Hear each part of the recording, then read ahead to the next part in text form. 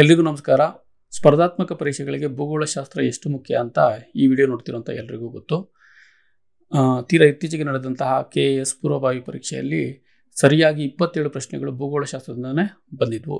ಈ ಪ್ರಶ್ನೆಗಳನ್ನು ನೋಡಿದಂತಹ ಎಲ್ಲರೂ ಅಂದ್ಕೊಂಡಿದ್ದೇನಪ್ಪ ಅಂತಂದರೆ ಒಳ್ಳೆ UPSC ರೇಂಜ್ಗೆ ಕೊಟ್ಟಿದ್ದಾರೆ ಅಂತ. ಸೊ ಮುಂದಿನೂ ಸಹ ಇದೇ ರೀತಿ ಇರುತ್ತೆ ಅಂತ ಅನ್ಕೋತೀನಿ. ಈ ವಿಡಿಯೋ ನಾನು ಮಾಡ್ತಿರುವಂತಹ ಅತಿ ಮುಖ್ಯವಾದ ಉದ್ದೇಶಗಳಲ್ಲಿ ಮೊದಲನೇ ಏನಪ್ಪ ಅಂತಂದರೆ ಈ ರೀತಿಯ ಕ್ಲಿಷ್ಟಕರವಾದಂತಹ ಪ್ರಶ್ನೆಗಳನ್ನು ಕೊಟ್ಟರೆ ಯಾವ ರೀತಿ ಅದನ್ನು ಉತ್ತರಿಸಬೇಕು ಅನ್ನೋದು, ಮತ್ತು ಭೂಗೋಳಶಾಸ್ತ್ರದಲ್ಲಿ ಯಾವ ಯಾವ ವಿಷಯಗಳನ್ನ ಓದಿದ್ರೆ ಇದಕ್ಕಿಂತಲೂ ಕ್ಲಿಷ್ಟಕರವಾದ ಪ್ರಶ್ನೆಗಳು ಕೊಟ್ಟರು ಸಹ ಅದನ್ನು ಸುಲಭವಾಗಿ ಹೇಗೆ ಎದುರಿಸ್ಬೋದು ಅನ್ನೋದು, ಮತ್ತು ಮೂರನೇದು ಈ ಭೂಗೋಳಶಾಸ್ತ್ರ ಪ್ರಶ್ನೆಗಳನ್ನು ರಚಿಸ್ತಾರಲ್ಲ ಅವರ ಮನಸ್ಥಿತಿ ಯಾವ ರೀತಿ ಇದೆ, ಅವರು ಯಾವ ಯಾವ ಪುಸ್ತಕಗಳನ್ನ ಪರಾಮರ್ಶಿಸಿ ಈ ಪ್ರಶ್ನೆಗಳನ್ನು ರಚಿಸ್ತಾರೆ ಅನ್ನೋದು. ಈ ವಿಡಿಯೋದಲ್ಲಿ ನಾನು ಈಗ ರದ್ದುಪಡಿಸಿರುವಂತಹ ಪರೀಕ್ಷೆಯ ಭೂಗೋಳಶಾಸ್ತ್ರ ಪ್ರಶ್ನೆಗಳನ್ನೇ ಆಧಾರವಾಗಿಟ್ಕೊಂಡು ಅದರ ಅಕ್ಕಪಕ್ಕದಲ್ಲಿ ಯಾವ ಯಾವ ಪ್ರಶ್ನೆಗಳನ್ನ ಕೇಳಬಹುದು ಅನ್ನೋದನ್ನು, ಮತ್ತು ಬರೀ ಕನ್ನಡ ಪುಸ್ತಕಗಳನ್ನ ಮಾತ್ರ ಅಧ್ಯಯನ ಮಾಡಿ ಪರೀಕ್ಷೆಗೆ ಸಿದ್ಧರಾಗ್ತಿರುವಂಥವ್ರಿಗೆ ಹೆಚ್ಚುವರಿಯಾಗಿ ಕನ್ನಡ ಪುಸ್ತಕದಲ್ಲಿ ಎಲ್ಲೂ ಸಿಗದೇ ಇರುವಂತಹ ಹಲವಾರು ಮಾಹಿತಿಯನ್ನು ಸಹ ನಾನು ನೀಡ್ತಾ ಇದ್ದೀನಿ. ಇನ್ನೊಂದು ಮುಖ್ಯವಾದಂತಹ ವಿಷಯ ಏನಂತಂದರೆ ಈ ವಿಡಿಯೋ ಬರೀ KAS ಪರೀಕ್ಷೆಗೆ ಮಾತ್ರ ಅಲ್ಲ, ಕರ್ನಾಟಕ ಲೋಕಸೇವಾ ಆಯೋಗ ಮತ್ತು ಕರ್ನಾಟಕ ಪರೀಕ್ಷಾ ಪ್ರಾಧಿಕಾರ ನಡೆಸುವಂತಹ ಎಲ್ಲ ಸ್ಪರ್ಧಾತ್ಮಕ ಪರೀಕ್ಷೆಗಳ ಭೂಗೋಳಶಾಸ್ತ್ರ ಪ್ರಶ್ನೆಗಳನ್ನ ಉತ್ತರಿಸೋಕೆ ಇದೊಂದು ಮಾರ್ಗದರ್ಶಿ ವಿಡಿಯೋ ಅಂತ ಅನ್ಕೋತೀನಿ. ಈ ವಿಡಿಯೋನ ನಾನು 4 ವಿಭಾಗಗಳಾಗಿ ವಿಂಗಡಿಸಿದ್ದೀನಿ. ಮೊದಲನೇದು ಭಾರತದ ಭೂಗೋಳಶಾಸ್ತ್ರ, ಎರಡನೇದು ಕರ್ನಾಟಕ ಭೂಗೋಳಶಾಸ್ತ್ರ, ಮೂರನೇದು ಪ್ರಪಂಚದ ಭೂಗೋಳಶಾಸ್ತ್ರ, ನಾಲ್ಕನೇದು ಭೌತಿಕ ಭೂಗೋಳಶಾಸ್ತ್ರ ಅಥವಾ ಪ್ರಾಕೃತಿಕ ಭೂಗೋಳಶಾಸ್ತ್ರ. ಬನ್ನಿ ಇವತ್ತು ಹೊಸ ವಿಷಯಗಳನ್ನ ತಿಳ್ಕೊಳ್ಳೋಣ.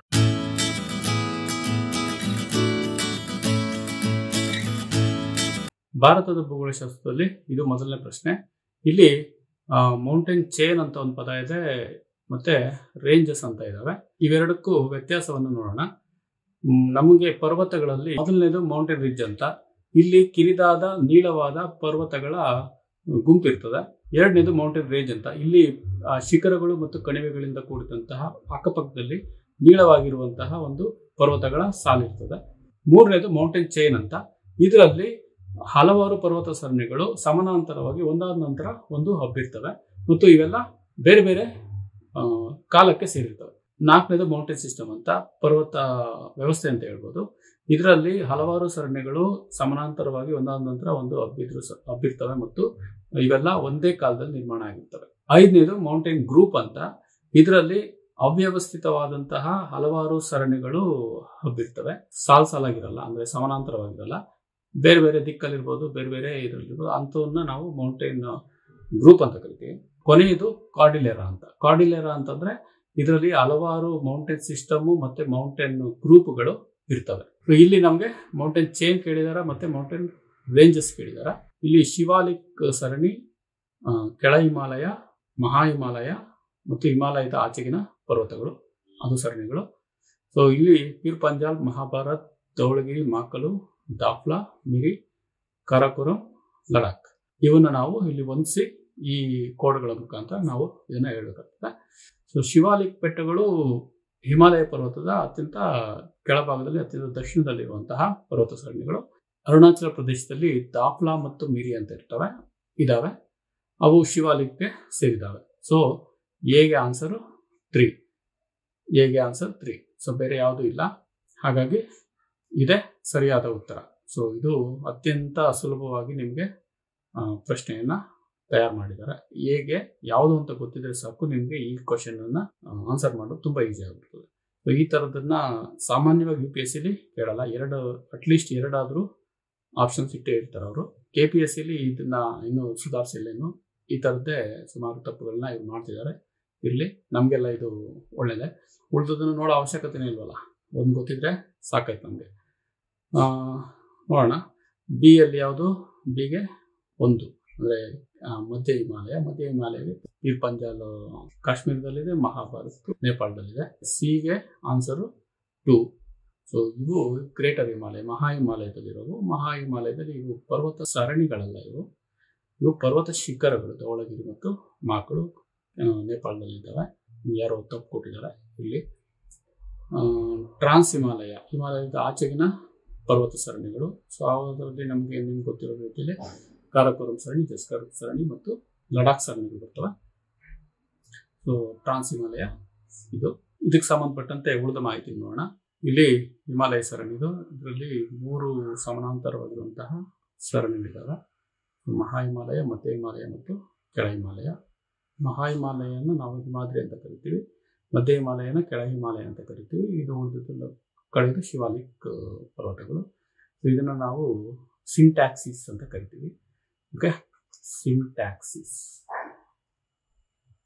ಅರ್ಧಚಂದ್ರಾಕಾರದ ಒಂದು ಭಾಗ. ಸೊ ಇದೊಂದು ಸಿಂಟ್ಯಾಕ್ಸಿಸ್ ಈ ಕಡೆ ಒಂದು. ಸೊ ಅರಕನ್ಯೋಮ ಈ ಭಾಗಗಳು ಪೂರ್ವದ ಬೆಟ್ಟಗಳು ಮತ್ತು ಅರಕನ್ಯೋಮ ಕಂಟಿನ್ಯೂ ಆಗ್ತದೆ ಈ ಕಡೆ. ಇಲ್ಲಿ ಸುಲೈಮಾನ್ ಮತ್ತು ಕರ್ತಾರ್ ಸರಣಿಗಳು ಈ ಕಡೆ ಬರ್ತವೆ. ಸೊ ಇದು ಈ ಥರ ಸಿಂಟ್ಯಾಕ್ಸಿಯಲ್ ಬೆಲ್ಟ್ಸ್ನ ನೋಡ್ತೀವಿ ನಾವು. ಪಾಮೀರ್ನಿಂದ ಹಲವಾರು ಸರಣಿಗಳು ಬೇರೆ ಬೇರೆ ದಿಕ್ಕಲ್ಲಿ ಹಬ್ಬಿದ್ದಾವೆ. ಸೊ ಕುಂಡುಂಶ, ತೀಂಶ ಇರ್ಬೋದು, ಆಲ್ತಾಯ್ ಪರ್ವತಗಳು, ಹಿಂದೂ ಕುಶ್ ಪರ್ವತಗಳು ಇವೆಲ್ಲ ಇಲ್ಲಿಂದ ಹೊರಡ್ತವೆ. ಮಹಾ ಹಿಮಾಲಯದ ಆಚೆಗಿರುವಂಥ ಪರ್ವತಗಳು ಕಾರಾಕೋರಂ ಸರಣಿ, ಲಡಾಖ್ ಸರಣಿ ಮತ್ತು ಜಸ್ಕರ್ ಸರಣಿ. ಓಕೆ, ಸೊ ಹಿಮಾಲಯನ ಈ ಕಡೆಗೆ ಪೂರ್ವ ಹಿಮಾಲಯ, ಇದು ಪಶ್ಚಿಮ ಹಿಮಾಲಯ ಅಂತ ಕರೀತಾರೆ. ಪಶ್ಚಿಮ ಹಿಮಾಲಯದ ಪರ್ವತಗಳು ಎತ್ತರವಾದ ಪರ್ವತಗಳು ಮತ್ತು ಪೂರ್ವ ಹಿಮಾಲಯದ ಪರ್ವತಗಳು ಅವಕ್ಕಿಂತ ಸ್ವಲ್ಪ ಎತ್ತರವಾಗಿ ಕಡಿಮೆ ಇರುವಂತಹ ಪರ್ವತಗಳು. ಮತ್ತು ಇಲ್ಲಿ ಈ ಥರ ಸಮಾನಾಂತರ ಸರಣಿಗಳು ಇಲ್ಲಿ ಅಷ್ಟೊಂದು ಎದ್ದು ಕಾಣಲ್ಲ. ಇಲ್ಲಿ ಹಲವಾರು ಪರ್ವತ ಸರಣಿಗಳನ್ನ ಹಲವಾರು ಸ್ಥಳೀಯ ಹೆಸರುಗಳಿಂದ ಕರೀತಾರೆ. ಸೊ ಈ ಮಾಹಿತಿ ನಿಮಗೆ ಕನ್ನಡ ಪುಸ್ತಕದಲ್ಲಿ ಎಲ್ಲ ಪುಸ್ತಕದಲ್ಲೂ ಸಿಗ್ತದೆ. ಸೊ ಈ ಚಿತ್ರದಲ್ಲಿ ಬರೀ ಹಿಮಾಲಯ ಮಾತ್ರ ಫೋಕಸ್ ಆಗಿದೆ. ಸ್ವಲ್ಪ ಡೀಟೇಲ್ ಆಗಿ ಇದೆ ಮಹಾಭಾರತ್ ಸರಣಿ ನೇಪಾಳದಲ್ಲಿ. ಸೊ ಇದು ಕೆಳ ಹಿಮಾಲಯ. ಇಲ್ಲಿ ಪರ್ವತಗಳ ಶಿಖರಗಳನ್ನು ನೋಡ್ಬೋದು. ಧವಳಗಿರಿ ಇರ್ಬೋದು, ಎವರೆಸ್ಟು, ಕಾಂಚನಜಂಗಾ ಇವು ಸಹ ಇಲ್ಲಿದೆ. ಈ ಚಿತ್ರದಲ್ಲಿ ಬರೀ ಕುಮಾವುನ್ ಮತ್ತು ಕಾಶ್ಮೀರ ಹಿಮಾಲಯ ಮಾತ್ರ ಫೋಕಸ್ ಆಗಿದೆ. ಇಲ್ಲಿ ಪೀರ್ ಪಂಜಾಲ್ ಸರಣಿಯನ್ನು ನೋಡ್ಬೋದು. ಪೀರ್ ಪಂಜಾಲ್ ಸರಣಿ, ಧವಳಗಿರಿ ಸರಣಿ ಇದೆ. ಸೊ ಪೀರ್ ಪಂಜಾಲ್ ಸರಣಿ ಮತ್ತು ಮಹಾ ಹಿಮಾಲಯದ ಮಧ್ಯದಲ್ಲಿ ನಮಗೆ ಕಾಶ್ಮೀರ ಕಣಿವೆ ಇದೆ. ಕಾಶ್ಮೀರ ಕಣಿವೆ, ಕುಲು ಕಣಿವೆ ಮತ್ತು ಲಾಹು ಮತ್ತು ಸ್ಪಿತಿ ಇವು ಅತ್ಯಂತ ಕಣಿವೆಗಳು ಈ ಭಾಗದಲ್ಲಿ ಮಹಾ ಹಿಮಾಲಯ ಮತ್ತು ಮಧ್ಯ ಹಿಮಾಲಯದಲ್ಲಿ ಕಂಡುಬರುವಂತಹ ಕಣಿವೆಗಳಿವು. ಇಲ್ಲಿ ಡೂನ್ಗಳು ಸಹ ಇದ್ದಾವೆ. ಹಿಮಾಲಯದಲ್ಲಿ ನೀವು ಓದಬೇಕಾಗಿರೋದು ಇದನ್ನೇ, ಯಾವ್ಯಾವ ಪರ್ವತ ಸರಣಿಗಳಿದ್ದಾವೆ, ಎಲ್ಲಿದ್ದಾವೆ, ಯಾವ್ಯಾವ ಪರ್ವತ ಸರಣಿಗಳ ನಡುವೆಯಲ್ಲಿ ಏನೇನಿದ್ದಾವೆ, ಮತ್ತು ಯಾವ ಯಾವ ಪರ್ವತ ಸರಣಿಗಳಲ್ಲಿ ಯಾವ ಯಾವ ಶಿಖರಗಳಿದ್ದಾವೆ, ಅತ್ಯಂತ ಎತ್ತರವಾದ ಶಿಖರಗಳು ಯಾವ್ಯಾವು, ಕಣಿವೆಗಳು ಯಾವುವು, ಕಣಿವೆಗಳು ಎಲ್ಲೆಲ್ಲಿದ್ದಾವೆ, ಮತ್ತು ಕಣಿವೆ ಮಾರ್ಗಗಳು ಯಾವುವು, ಮತ್ತು ಹಿಮ ನದಿಗಳು ಯಾವುವು ಮತ್ತು ಎಲ್ಲೆಲ್ಲಿದ್ದಾವೆ, ಅವುಗಳ ಉದ್ದ ಎಷ್ಟು. ಸೊ ಇವನ್ನ ನೀವು ಹೆಚ್ಚಾಗಿ ತಿಳ್ಕೋಬೇಕು. ಮತ್ತು ಇದರಲ್ಲಿ ಮಧ್ಯ ಹಿಮಾಲಯದಲ್ಲಿ ಹಲವಾರು ಗಿರಿಧಾಮಗಳಿದ್ದಾವೆ. ಸೊ ಅವುಗಳ ಹೆಸರುಗಳನ್ನು ನೀವು ಗಮನದಲ್ಲಿಟ್ಕೋಬೇಕಾಗ್ತದೆ. ಇಲ್ಲಿ ಹರಿಯುವಂತಹ ನದಿಗಳು ಸಹ ಅತ್ಯಂತ ಮುಖ್ಯ. ಇದು ಹಿಮಾಲಯದ ಪಾರ್ಶ್ವನೋಟ. ಕುಲ್ಲುನ್ಶಾಯಿಂದ ಇಲ್ಲಿ ಸ್ಟಾರ್ಟ್ ಆಗಿದೆ ಅಂತಂದ್ರೆ ಇಲ್ಲಿ ತರೀಮ್ ಬೇಸಿನ್ ಅಂತ ಇದೆ, ತರೀಮ್ ಬಯಲು, ಇದು ಚೀನಾದಲ್ಲಿದೆ. ಸೊ ಇದು ಟಿಬೆಟ್ ಪ್ರಸ್ಥಭೂಮಿ. ಟಿಬೆಟ್ ಪ್ರಸ್ಥಭೂಮಿಯನ್ನ ರೂಫ್ ಆಫ್ ದ ವರ್ಲ್ಡ್ ಅಂತಲೂ ಸಹ ಕರಿತೀವಿ, ಪ್ರಪಂಚದ ಮೇಲ್ಛಾವಣಿ ಅಂತ. ಅದಾದ ನಂತರ ಕೈಲಾಶ್ ಸರಣಿ ಇದೆ, ಕೈಲಾಶ ಪರ್ವತ ಅಂತ ಕರಿತೀವಲ್ಲ ಅದಿದೆ. ಅದಾದ ನಂತರ ಈ ಹಿಮಾಲಯ ಮತ್ತು ಕೈಲಾಸ ಸರಣಿಯ ನಡುವೆಯಲ್ಲಿ ಇಂಡಸ್ ಸ್ಯಾಂಗ್ಪೋ ಸಿಚೂರ್ ಝೋನ್ ಅಂತ ಇದೆ, ವ್ಯಾಲಿ, ಇದು ಕಣಿವೆ. ಇದ್ರ ನಂತರ ಲಡಾಖ್ ರೇಂಜ್ ನೋಡ್ಬೋದು ನಾವು. ಅದಾದ ನಂತರ ಮಹಾ ಹಿಮಾಲಯ ಬರ್ತದೆ. ಮಹಾ ಹಿಮಾಲಯ ಆದಮೇಲೆ ಇಲ್ಲಿ ಸಮತಟ್ಟಾದ ಭಾಗ ಇದೆ. ಇದಾದ ನಂತರ ನಮಗೆ ಮಧ್ಯ ಹಿಮಾಲಯ, ಅದಾದ ನಂತರ ಶಿವಾಲಿಕ್ ಬೆಟ್ಟಗಳು ಬರ್ತವೆ. ಈ ಪರ್ವತಗಳ ಅತ್ಯಂತ ಮುಖ್ಯವಾದಂತಹ ಲಕ್ಷಣ ಏನಪ್ಪ ಅಂತಂದರೆ, ದಕ್ಷಿಣ ಇಳಿಜಾರು ತೀವ್ರವಾಗಿದೆ, ಉತ್ತರದ ಇಳಿಜಾರು ಒಂದು ಸ್ವಲ್ಪ ಬಳಿದಾಗಿದೆ. ಇದನ್ನು ಹಾಕ್ ಬ್ಯಾಕ್ ಟೈಪ್ ಆಫ್ ಮೌಂಟೇನ್ಸ್ ಅದನ್ನು ಸಹ ಕರಿತೀವಿ. ಮಧ್ಯದಲ್ಲಿ ನಮಗೆ ಥ್ರಸ್ಟ್ ಫಾಲ್ಟ್ಗಳಂತ ನೋಡ್ತೀವಿ. Main central thrust, main boundary thrust ಮತ್ತು ಹಿಮಾಲಯನ್ ಫ್ರಂಟ್ ಫಾಲ್ಟ್ ಅಂತ. ಇವು ಅತ್ಯಂತ ಮುಖ್ಯವಾದಂತಹ 3 ಸ್ತರಭಂಗಗಳು ಈ ವಲಯದಲ್ಲಿ. ಈ ಚಿತ್ರದಲ್ಲಿ ಭಾರತದ ಪ್ರಮುಖವಾದಂತಹ ಸ್ತರಭಂಗಗಳನ್ನ ಪಟ್ಟಿ ಮಾಡಿದ್ದಾರೆ. ನಾನು ಆಗಲೇ ಹೇಳ್ದಂಗೆ main central thrust, main boundary thrust ಮತ್ತು ಹಿಮಾಲಯನ್ ಫ್ರಂಟ್ ಫಾಲ್ಟ್ ಅಂತ ಇದು ಮುಖ್ಯವಾದಂತಹ ಸ್ತರಭಂಗಗಳು. ಇಲ್ಲಿ ಗ್ರೇಟ್ ಬೌಂಡ್ರಿ ಫಾಲ್ಟ್ ಅಂತ ಇದೆ ಅರಾವಳಿ ಪರ್ವತಗಳಲ್ಲಿ. ಇಲ್ಲಿ ಡುಂಕಿ ಫಾಲ್ಟ್ ಅಂತ, ಇದೊಂದು ಗಮನದಲ್ಲಿ ಇಟ್ಕೊಳ್ಳಿ. ಸೊ ಇದು ನರ್ಮದಾ ಮತ್ತು ಸೋನ್ ನದಿಯ ಲೀನಿಯಾಮೆಂಟ್ ಅಂತ. ಸೊ ಇದು ಸಹ ಒಂದು ಸೀಳು ಕಣಿವೆ ಅಂತ ಅರ್ಥ. ಇಲ್ಲಿ IST ಅಂತ ಇದೆ. IST ಅಂತಂದರೆ ಇಂಡಸ್ ಸ್ಯಾಂಗ್ಪೋ ಸಿಚೂರ್ ಅಂತ. ಸೊ ಇವೆರಡು ನದಿಗಳಿಂದ ಉಂಟು ಮಾಡಿದಂತಹ ಒಂದು ಸೀಳು ಕಣಿವೆ. ಥ್ರಸ್ಟ್ ಫಾಲ್ಟ್ ಅಂತಂದರೆ ಏನು? ಈ ಚಿತ್ರದಲ್ಲಿ ವಿವಿಧ ಸ್ತರಭಂಗಗಳನ್ನ ಕೊಟ್ಟಿದ್ದಾರೆ. ಇದು ಸಾಮಾನ್ಯ ಸ್ತರಭಂಗ. ಇದರಲ್ಲಿ ಇದು ಫುಟ್ವಾಲು, ಇದು ಹ್ಯಾಂಗಿಂಗ್ ವಾಲು ಈ ಥರ ಕೆಳಗಡೆ ಇರ್ತದೆ. ಇಲ್ಲಿ ನಮಗೆ ಕ್ಲಿಫ್ ನಿರ್ಮಾಣ ಆಗ್ತದೆ, ಕಡಿದಾದ ಭಾಗ ನಿರ್ಮಾಣ ಆಗ್ತದೆ. ಇದಕ್ಕೆ ವಿರುದ್ಧವಾದದ್ದು ವಿರುದ್ಧ ಸ್ತರಭಂಗ ಅಂತ. ಸೊ ಇಲ್ಲಿ ಫುಟ್ ವಾಲ್ ಹಂಗೆ ಇರ್ತದೆ, ಹ್ಯಾಂಗಿಂಗ್ ವಾಲ್ ಮೇಲಕ್ಕೆ ಹೋಗ್ತದೆ. ಓಕೆ, ಇಲ್ಲಿ ನಮಗೆ ಕ್ಲಿಫ್ ಕಂಡುಬರ್ತದೆ, ಕಡಿದಾದ ಭಾಗ ಈ ಭಾಗದಲ್ಲಿ ಇರ್ತದೆ. ಸೊ ಇಲ್ಲಿ ಇಳಿಜಾರಿನ ಕೋನ ಜಾಸ್ತಿ ಇದ್ರೆ ಅದನ್ನ ರಿವರ್ಸ್ ಫಾಲ್ಟ್ ಅಂತ ಕರಿತೀವಿ, ಅಂದ್ರೆ ವಿರುದ್ಧ ಸ್ತರಭಂಗ ಅಂತ. ವಿರುದ್ಧ ಸ್ತರಭಂಗದಲ್ಲಿ ಇಳಿಜಾರಿನ ಕೋನ ಬಳಿದಾಗಿದ್ರೆ ಅದನ್ನ ನಾವು ಥ್ರಸ್ಟ್ ಫಾಲ್ಟ್ ಅಂತ ಕರಿತೀವಿ. ಕನ್ನಡದಲ್ಲಿ ಇದನ್ನ ಒತ್ತಡ ಸ್ತರಭಂಗ ಅಂತಲೂ ಕರೀತಾರೆ. ಇಲ್ಲ ಏನಿದೆಯಲ್ಲ ಇದು ಸ್ತರಭಂಗ ಅಂತ ಇದು. ಸೊ ಕೋನ ಇಲ್ಲಿ ತುಂಬಾ ಬಳಿದಾದ ಕೋನ ಇದೆ. ಈ ಪ್ರಶ್ನೆಗೆ ಸಂಬಂಧಪಟ್ಟಂತೆ ಇದು ಕೊನೆಯ ಚಿತ್ರ. ಇಲ್ಲಿ ನಾವು ಪೂರ್ವ ಹಿಮಾಲಯ ನೋಡ್ತಾ ಇದ್ದೀವಿ. ಇಲ್ಲಿ ಡಾರ್ಜಿಲಿಂಗ್ ಪರ್ವತಗಳಿದ್ದಾವೆ, ಡಾರ್ಜಿಲಿಂಗ್ ಪರ್ವತಗಳು. ಈ ಭಾಗದಲ್ಲಿ ನಾನು ಆಗಲೇ ಹೇಳ್ದಂಗೆ ಸ್ಥಳೀಯ ಹೆಸರುಗಳಿಂದ ಇದನ್ನ ಕರಿತಾ ಇದ್ದಾರೆ. ಡಾಫ್ಲಾ ಬೆಟ್ಟಗಳು, ಮಿರಿ ಬೆಟ್ಟಗಳು, ಅಬೋರ್ ಬೆಟ್ಟಗಳು, ಮಿಶ್ಮಿ ಬೆಟ್ಟಗಳು. ಸೊ ಇವು ಯಾವ ಕಡೆಯಿಂದ ಯಾವ ಕಡೆಗೆ ಇದಾವೆ ಅಂತ ಒಂದ್ಸರಿ UPSC ಅಲ್ಲಿ ಹೇಳಿದ್ರು, ಅಂದ್ರೆ ಪೂರ್ವದಿಂದ ಪಶ್ಚಿಮಕ್ಕೆ ಇವುಗಳನ್ನ ಜೋಡಿಸಿ ಬರೆಯಿರಿ ಅಂತ. ಸೊ ಈ ತರದ ಪ್ರಶ್ನೆಗಳನ್ನು ನೀವು ಎಕ್ಸ್ಪೆಕ್ಟ್ ಮಾಡ್ಬೋದು. ಇಲ್ಲಿ ಹರಿಯುವಂತಹ ಮುಖ್ಯವಾದಂತಹ ನದಿಗಳನ್ನ ಆಂಟಿಸಿಡೆಂಟ್ ನದಿ ಅಂತ ಕರಿತೀವಿ, ಅಂದ್ರೆ ಪುರೋಗಾಮಿ ನದಿಗಳಂತ. ಈ ಪರ್ವತಗಳು ಉದಯ ಆಗೋಕ್ಕಿಂತ ಮೊದಲಿಂದನೇ ಈ ನದಿಗಳು ಹರಿತಾ ಇದ್ವು. ಪರ್ವತ ಎತ್ತರಕ್ಕೆ ಬೆಳೆದಂತೆ ಇವು ಸಹ ಅದನ್ನು ಕೊರೆದು ಆಳವಾದ ಕಂದರವನ್ನ ನಿರ್ಮಾಣ ಮಾಡಿದೆ. ಇದು ದಿಹಾಂಗ್ ಕಣಿವೆ ಅಂತ ಕರಿತೀವಿ. ಮುಂದಿನ ಪ್ರಶ್ನೆ ನಾನು ಹಿಂದೆ ಹೇಳ್ದಂಗೆ ಕಣಿವೆ ಮಾರ್ಗಗಳನ್ನ ನೋಡ್ಕೊಳ್ಳಿ ಅಂತಂದೆ.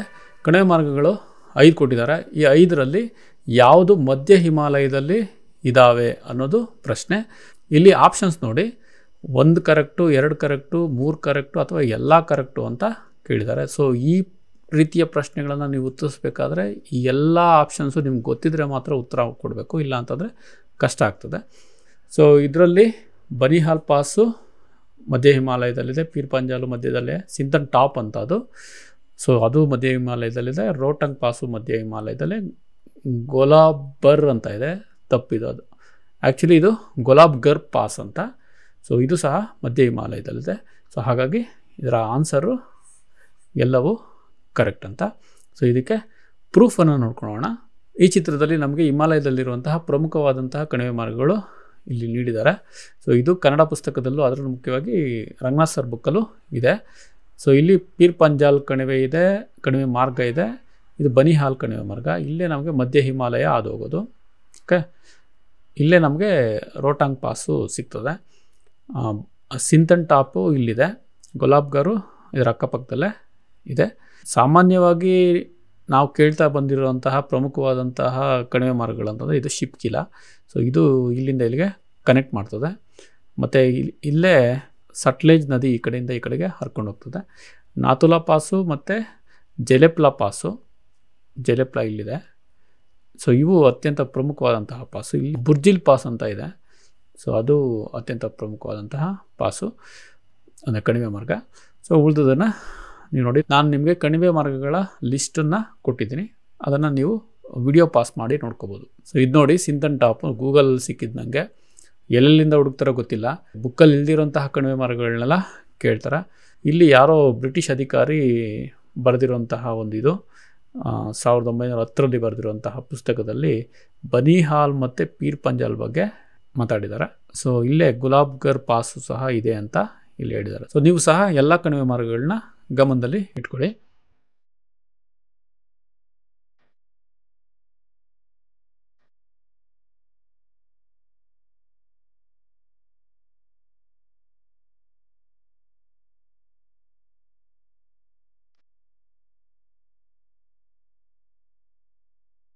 ಮುಂದಿನ ಪ್ರಶ್ನೆ ತುಂಬ ಸುಲಭವಾದ ಪ್ರಶ್ನೆ, ಯಾಕೆಂತಂದರೆ ತುಂಬ ನೇರವಾಗಿ ಕೊಟ್ಟಿದ್ದಾರೆ. ಈ ಥರದ್ದೇ ಮೊದಲು KPSC ಕ್ವಶನ್ಸಲ್ಲಿ ಕೇಳ್ತಿದ್ರು. ಈ ಸರಿ 2-3 ಆ ಥರದ್ದು ಕೊಟ್ಟಿದ್ದಾರೆ ಅಷ್ಟೇ, ಉಳಿದದೆಲ್ಲ ಪೇಜ್ಗಟ್ಟಲೆ ಇದ್ದಾವೆ. ಸೊ ಇಲ್ಲಿ ಶಿಲ್ಲಾಂಗ್ ಯಾವ ಬೆಟ್ಟಗಳಲ್ಲಿದ್ದಾವೆ ಅನ್ನೋದು ಕೇಳಿದ್ದಾರೆ. ಇದು ಗಾರೋ ಬೆಟ್ಟನೋ, ನಾಗಾ ಬೆಟ್ಟನೋ, ಮಿಕೀರ್ ಬೆಟ್ಟನೋ, ಕಾಸಿ ಬೆಟ್ಟನೋ ಅಂತ. ಸೊ ನಾಗಾ ಬೆಟ್ಟ ಅಂತೂ ಇರ್ಲಿಕ್ಕೆ ಸಾಧ್ಯನೇ ಇಲ್ಲ, ಯಾಕಂತಂದರೆ ನಾಗಾ ಬೆಟ್ಟಗಳಿರೋದು ನಾಗಾಲ್ಯಾಂಡಲ್ಲಿ. ಸೊ ಇಲ್ಲಿ ಗಾರೋ ಉಳ್ಕತ್ತು, ಮಿಕೀರ್ ಉಳ್ಕತ್ತು, ಕಾಸಿ ಉಳ್ಕತ್ತು.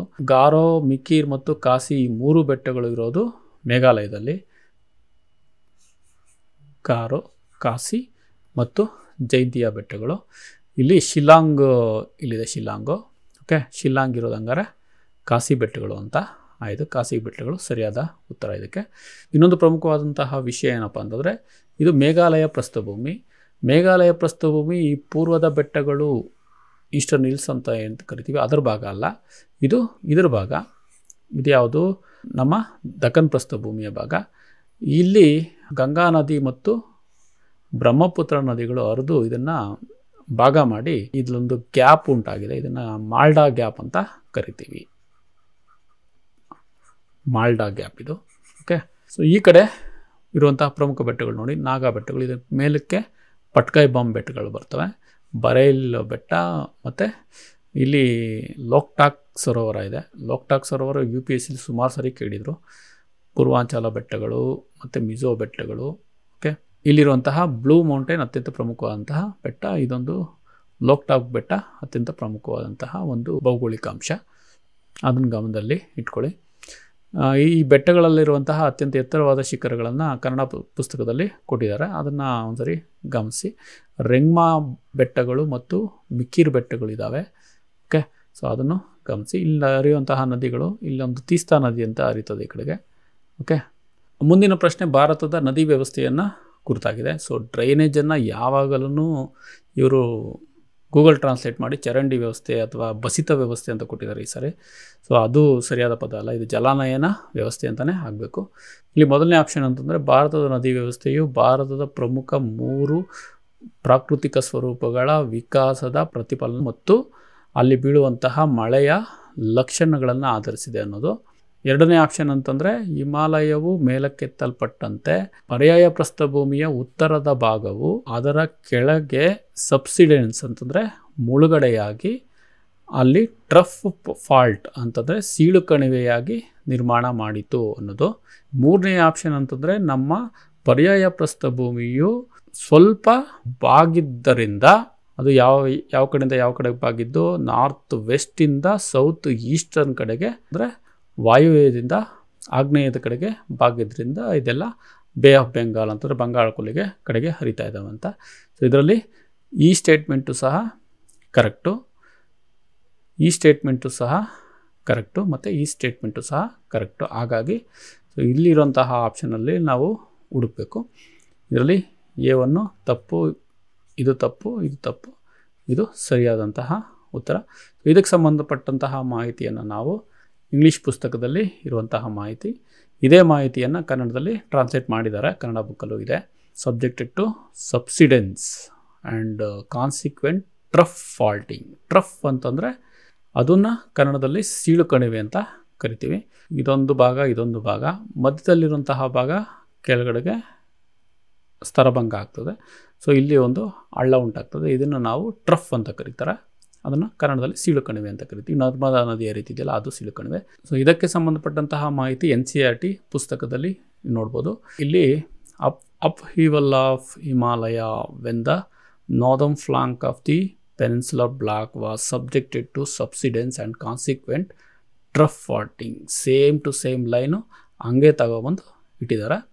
Okay, slight tilting of the peninsular block from northwest to the south eastern direction gave orientation to the entire drainage system towards the Bay of Bengal. So same wordings ಅಲ್ವಾ.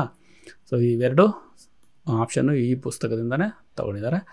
So ಮೊದಲ option ಮಾತ್ರ 3 ಪ್ರಾಕೃತಿಕ ಸ್ವರೂಪಗಳು ಅಂತ ಹೇಳ್ತಾರಲ್ಲ, ಅದರಲ್ಲಿ ಮೊದಲನೇ ಪ್ರಾಕೃತಿಕ ಸ್ವರೂಪ ಹಿಮಾಲಯ, ಎರಡನೆಯದು ಪರ್ಯಾಯ ಪ್ರಸ್ಥಭೂಮಿ, ಮೂರನೇದು ಗಂಗಾ ಮೈದಾನ. ಈ 3ರ ವಿಕಾಸದ ಪರಿಣಾಮವಾಗಿ ನದಿ ವ್ಯವಸ್ಥೆ ಭಾರತದ್ದು ಬೆಳವಣಿಗೆ ಆಗಿದೆ ಅಂತ. ಮುಂದಿನ ಪ್ರಶ್ನೆಯೂ ಸಹ ನದಿ ವ್ಯವಸ್ಥೆಗಳನ್ನ ಕುರಿತೇ ಆಗಿದೆ. ಸೊ ಇಲ್ಲಿ ನಮಗೆ ಡ್ರೈನೇಜ್ ಪ್ಯಾಟರ್ನ್ನ ಕೇಳಿದ್ದಾರೆ, ಯಾವ ಪ್ರಾಕೃತಿಕ ಸ್ವರೂಪದಲ್ಲಿ ಈ ರೀತಿಯ ಜಲಾನಯನ ವ್ಯವಸ್ಥೆಗಳು ಕಂಡುಬರುತ್ತವೆ ಅಂತ. ಸೊ ಡೆಂಡಿಟ್ರಿಕ್ ಅಂತಂದರೆ ವೃಕ್ಷಾಕಾರದ್ದು, ರೇಡಿಯಲ್ ಅಂತಂದರೆ ವೃತ್ತಾಕಾರದ್ದು, ಪಿನ್ನೇಟ್ ಅಂತಂದರೆ ಸ್ವಲ್ಪ ಲಘು ಕೋನದಲ್ಲಿ ಬಂದು ಉಪನದಿಗಳು ಬಂದು ಸೇರ್ತವೆ, ಇದನ್ನು ಪಿನ್ನೇಟ್ ಮಾದರಿ ಅಂತ ಕರೀತಾರೆ. ಟ್ರೆಲ್ಲಿಸ್ ಅಂತಂದರೆ ಈ ನದಿಗಳು, ಉಪನದಿಗಳು ಆಲ್ಮೋಸ್ಟ್ 90 ಡಿಗ್ರಿಯಲ್ಲಿ ಬಂದು ಸೇರೋದನ್ನು ಟ್ರೆಲ್ಲಿಸ್ ಅಂತ ಕರೀತಾರೆ. ಇದರ ಬೆಳವಣಿಗೆಯ ಸ್ವರೂಪನೇ ಬೇರೆ. ಶಿಲಾಸ್ತರಗಳಲ್ಲಿ ಸಮಕೋನದ ಬಿರುಕುಗಳಿದ್ದಾಗ ಈ ರೀತಿಯ ನದಿ ವ್ಯವಸ್ಥೆ ಅಭಿವೃದ್ಧಿ ಆಗ್ತದೆ. ಈ ಆಪ್ಷನ್ನಲ್ಲಿ ಪಿನ್ನೇಟ್ ಮಾದರಿ ಅನ್ನೋದು ನರ್ಮದಾ ಮತ್ತು ತಪತಿ ವ್ಯಾಲಿ, ಅದರಲ್ಲೂ ನರ್ಮದಾ ಮತ್ತು ತಪತಿಯ ಮೇಲ್ಕಣಿವೆ ಅಂತಂದರೆ ಅದೆಲ್ಲಿ ಹುಟ್ಟುತ್ತಲ್ಲ ಬೆಟ್ಟಗಳಲ್ಲಿ, ಅಲ್ಲಿ ಇದು ಅಕ್ಯೂಟ್ ಆ್ಯಂಗಲಲ್ಲಿ ಅಂದರೆ ತುಂಬ ಲಘು ಕೋನದಲ್ಲಿ ಬಂದು ನದಿಗಳು ಸೇರ್ತವೆ ಅಂತ. ಸೊ ಟ್ರೆಲಿಸ್ ಅನ್ನೋದು ನಾವು ಪರ್ಯಾಯ ಪ್ರಸ್ಥಭೂಮಿಯಲ್ಲಿ ಹರಿಯುವಂಥ ನದಿಗಳು. ಡೆಂಡಿಟ್ರಿಕ್ ಅಂತಂದರೆ ಇಂಡೋ ಗ್ಯಾಂಗೆಟಿಕ್ ಅಂತಂದರೆ ಗಂಗಾ ನದಿಯ ಸಿಂಧು ಗಂಗಾ ಬಯಲ್ದು. ರೇಡಿಯಲ್ ಪ್ಯಾಟರ್ನು ನಮ್ಮಲ್ಲಿ ಸಿಗೋದು ಒಂದೇ ಕಡೆ, ಅದು ಛತ್ತೀಸ್ಗಢದ ಭಾಗ. A3 ಇದೆಯಾ? ಇದೆ. So your answer is this one. There is no other options ಅಲ್ವಾ? ಸೊ ಹಾಗಾಗಿ ಬಿ ನೋಡೋಣ. B2 ಕರೆಕ್ಟ್ ಇದೆಯಾ? B2 ಕರೆಕ್ಟ್ ಇದೆ. C1 ಕರೆಕ್ಟ್ ಇದೆ. D4 ಕರೆಕ್ಟ್ ಇದೆ. ಓಕೆ, ಇದಕ್ಕೆ ಸಂಬಂಧಪಟ್ಟಂತಹ ಮಾಹಿತಿಯನ್ನು ನೋಡೋದಾದರೆ, ಸೊ ಇದು ವಿವಿಧ ಜಲಾನಯ ವ್ಯವಸ್ಥೆಗಳ ಮಾದರಿಗಳು. ಟ್ರೆಲಿಸಲ್ಲಿ ಹಲವಾರು ವಿಧಗಳಿದ್ದಾವೆ. ಇದೊಂದು ವಿಧ, ಫಾಲ್ಟ್ ಟ್ರೆಲಿಸ್, ಡೈರೆಕ್ಷನಲ್ ಟ್ರೆಲಿಸ್ ಅಂತ, ಜಾಯಿಂಟ್ ಟ್ರೆಲಿಸ್ ಅಂತ. ಇಲ್ಲೆಲ್ಲ ಹೆಚ್ಚು ಕಡಿಮೆ ಈ ರೀತಿ ಚೌಕಾಕಾರದಲ್ಲಿ ನದಿಗಳು ಹರಿತವೆ. ಡೆಂಡಿಟ್ರಿಕ್ ಪ್ಯಾಟರ್ನ್ ಗಂಗಾ ನದಿ ಮತ್ತು ಸೌತ್ ಇಂಡಿಯಾ ಅಂತ ಇದೆ. ರೇಡಿಯಲ್ ಪ್ಯಾಟರ್ನು ಅಮರ್ಕಂಟಕ್ ಪ್ರದೇಶ, ಸೋನ್ ಮತ್ತು ಮಹಾನದಿ ನರ್ಮದಾ. ಇಲ್ಲಿ ಟ್ರೆಲಿಸ್ ಪ್ಯಾಟರ್ನ್ ಇರೋದು ಸಿಂಗ್ಭೂಮಲ್ಲಿ ಅಂತ ಕೊಟ್ಟಿದ್ದಾರೆ. ಓಕೆ, ಯಾವುದೋ ಒಂದು ಪುಸ್ತಕದಲ್ಲಿ ನರ್ಮದಾ ಮೇಲ್ಕಣಿವೆಯ ಭಾಗ ಮಾತ್ರ ಪಿನೇಟ್ ಅಂತ ಇದೆ. ಸೊ ಕನ್ನಡ ಪುಸ್ತಕದಲ್ಲಿ ಪಿನೇಟನ್ನು ನರ್ಮದಾ ನದಿಗೆ ಕೊಟ್ಟಿದ್ದಾರೆ. ನದಿ ಜಲಾನಯನ ಪ್ರದೇಶಗಳಿಗೆ ಸಂಬಂಧಪಟ್ಟಂತೆ ಕೆಲವೊಂದು ಮಾಹಿತಿಯನ್ನು ಇಲ್ಲಿ ಹೇಳೋಕ್ಕೆ ಇಷ್ಟಪಡ್ತೀನಿ. ಇಲ್ಲಿ ಮುಖ್ಯವಾಗಿ 2 ವಿಧಗಳನ್ನ ನೋಡ್ತೀವಿ, ಸೀಕ್ವೆಂಟು ಮತ್ತು ಇನ್ಸೀಕ್ವೆಂಟ್ ಅಂತ. ಸೀಕ್ವೆಂಟ್ ಅಂತಂದರೆ ಇಳಿಜಾರಿಗೆ ಅನುಗುಣವಾಗಿ ಹರಿಯುವಂತಹ ನದಿಗಳು. ಇನ್ಸೀಕ್ವೆಂಟ್ ಅಂತಂದರೆ ಇಳಿಜಾರಿಗೆ ವಿರುದ್ಧವಾಗಿ ಹರಿಯುವಂತಹ ನದಿಗಳು. ಇದರಲ್ಲಿ ಸೀಕ್ವೆಂಟಲ್ಲಿ ಕಾನ್ಸೀಕ್ವೆಂಟ್ ಅಂತಂದರೆ ಇಳಿಜಾರಿಗೆ ಅನುಸಾರವಾಗಿ ಹರಿಯುವಂಥ ನದಿ, ಅದಕ್ಕೆ ಬಂದು ಸೇರುವಂತಹ ನದಿಯನ್ನು ಸಬ್ಸೀಕ್ವೆಂಟ್ ನದಿ ಅಂತ ಕರಿತೀವಿ. ಸೊ ಆಫ್ ಸೀಕ್ವೆಂಟ್ ಅಂತಂದರೆ ಮುಖ್ಯ ನದಿಯ ದಿಕ್ಕಲ್ಲೇ ಬಂದು ಸೇರುವಂತಹ ನದಿ. ರೀಸೀಕ್ವೆಂಟ್ ಅಂತಂದರೆ ಮುಖ್ಯ ನದಿಗೆ ವಿರುದ್ಧವಾಗಿ ಹರಿತಾ ಇರುವಂತಹ ನದಿ ಅಂತ. ಸೊ ಮುಂದಿನ ಪ್ರಶ್ನೆ ನರ್ಮದಾ ನದಿಗೆ ಸಂಬಂಧಪಟ್ಟಂತೆ. ಇಲ್ಲಿ ನಾಟ್ ಟ್ರೂ ಅಂತ ಒಂದು ಪದ ಇದೆ, ಇದನ್ನು ಗಮನದಲ್ಲಿ ಇಟ್ಕೊಳ್ಳೇಬೇಕು. ಸೊ KPS ಅವ್ರು ಮಾತ್ರ ಈ ಥರ ನಾಟ್ ಟ್ರೂ ಅನ್ನೋ ಪ್ರಶ್ನೆಗಳನ್ನ ಕೇಳ್ತಾರೆ. UPSCಲಿ ಈ ಥರದ ತಪ್ಪಾದಂತಹ ಆಪ್ಷನ್ ಅಂತ ಅವ್ರು ಕೇಳೋದೇ ಇಲ್ಲ. ಸೊ ಇಲ್ಲಿ ಯಾಮಾರ್ಸೋಕ್ಕೆ ನಮಗೆ ನಾಟ್ ಟ್ರೂ ಅಂತ ಕೊಟ್ಟಿದ್ದಾರೆ. ಒಂದು ಸ್ವಲ್ಪ ಬೋಲ್ಡ್ ಆಗಿದ್ರು ಸಹ ನಾವು ಅದನ್ನು ಗಮನಿಸೋಕ್ಕೆ ಹೋಗೋದಿಲ್ಲ ಕೆಲವೊಂದು ಸರಿ ಅವಸರದಲ್ಲಿ. ಓಕೆ, ನರ್ಮದಾ ನದಿಯು ಅಮರಕಂಟಕದಲ್ಲಿ ಹುಟ್ಟಿ ಈಸ್ಟ್ ವರ್ಡ್ ಹರಿತದೆ. ಈಸ್ಟ್ ಅಂತಂದರೆ ಯಾವುದು? ಪೂರ್ವದ ಕಡೆ ಹರಿತದ ನದಿ. ತಪ್ಪು. ಸೊ ನರ್ಮದಾ ನದಿ ಈ ಕಡೆಯಿಂದ ಈ ಕಡೆಗೆ ಹರಿತದೆ. ಓಕೆ, ಸೊ ಇದು ಗುಜರಾತ್ ಅಂತಂದರೆ ಇಲ್ಲಿ ಹರಿತದಲ್ವಾ, ತಪತಿ ನದಿ. ಇದು ವೆಸ್ಟ್ ವರ್ಡ್. ಸೊ ಮೊದಲನೇ ಪ್ರಶ್ನೆನೇ ತಪ್ಪು, ನಾಟ್ ಟ್ರೂ.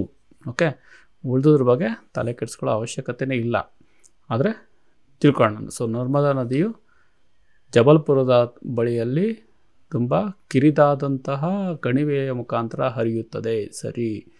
ನರ್ಮದಾ ನದಿಯ ಜಲಾನಯನ ಪ್ರದೇಶವು ಮಧ್ಯಪ್ರದೇಶ ಮತ್ತು ಗುಜರಾತ್ ರಾಜ್ಯಗಳಲ್ಲಿ ಹರಡಿದೆ. ನರ್ಮದಾ ನದಿಯ ಎಲ್ಲ ಉಪನದಿಗಳು ತುಂಬ ಸಣ್ಣವು ಮತ್ತು ಮುಖ್ಯ ನದಿಯನ್ನು ಲಂಬಕೋನದಲ್ಲಿ ಬಂದು ಸಂಧಿಸುತ್ತವೆ. ಸರಿ. ಸೊ ಅದಕ್ಕೆ ತಕ್ಕಂತೆ ಒಂದು ನಕ್ಷೆಯನ್ನು ಸಹ ಇಲ್ಲಿದೆ. ಸೊ ಇದಕ್ಕೆ ಸಂಬಂಧಪಟ್ಟಂಥ ಮಾಹಿತಿ ಇಲ್ಲಿದೆ.